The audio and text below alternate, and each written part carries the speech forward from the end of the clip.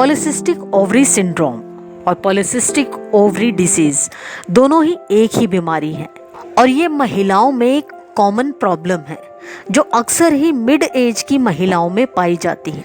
Periods के दौरान या तो महिलाओं को बहुत ज़्यादा ब्लीडिंग होती है या फिर बहुत कम ब्लीडिंग होती है। हार्मोन्स के डिसबैलेंस होने की वजह से हमारे ओवरी सिस्टम के फंक्शन इम्बैलेंस हो जाते हैं और इसी की वजह से या तो महिलाओं को कंसीव करने में प्रॉब्लम आती है या फिर पीरियड साइकिल में प्रॉब्लम आती है। आप भी जानिए इसके कारण। हार्मोन्स का बिगड़ना। हमारी बॉडी में दो तरह के हार्मोन्स होते हैं, मेल और फीमेल। मेल हार्मोन जब बढ़ जाते हैं तो उसे बोलते हैं टेस्टोस्टेरोन, जो सीधा हमारे ओवरी सिस्टम पर प्रभाव डालते हैं, जिसकी वजह से ये दिक्कत देखने को मिलती है। नंबर 2 आता है जेनेटिक रीजन। हमारे फैमिली में पहले किसी को यही सेम प्रॉब्लम हो, इसकी वजह से हमें हो गई, तो ये जेनेटिक रीजन की वजह से भी हो जाता है। इसका तीसरा कारण है हमारी बॉडी में इंसुलिन की क्वांटिटी घट जाना। इंसुलिन हमारी बॉडी में शुगर को डाइजेस्ट करने का काम करता है।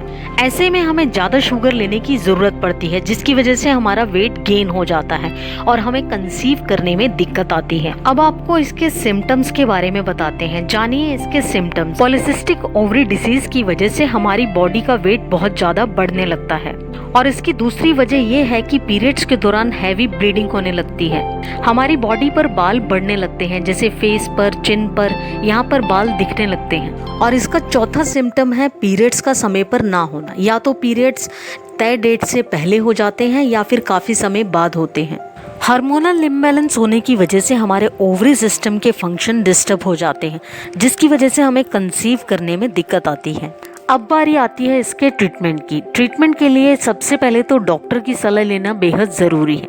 उसके बाद डॉक्टर भी कुछ इस तरह की चीज़ों को फॉलो करने के लिए बोलते हैं ताकि जल्दी से रिकवरी हो जाए, जैसे वेट लूज करना, हेल्दी डाइट लेना, जैसे हरी पत्तेदार सब्जियां, डिनर हल्का करना, ऑयली चीजों को बंद कर देना, इसके साथ ही प्रोटीन युक्त भोजन लेना, डेली योगा और प्राणायाम करना, जिससे बॉडी का कोलेस्ट्रॉल कम हो सके। पीसीओडी के दौरान डॉक्टर कुछ ब्लड टेस्ट करवाते हैं, इसके साथ साथ मेडिसिन का कोर्स भी करवाते हैं। जरूरत पड़ने पर FSH और LH टेस्ट करवाया जाता है, लिपिड प्रोफाइल देखा जाता है, ओवरी का अल्ट्रासाउंड भी करवाया जाता है, GTT टेस्ट, और इसके साथ में कुछ मेडिसिन दी जाती हैं ताकि रिकवरी की जा सके।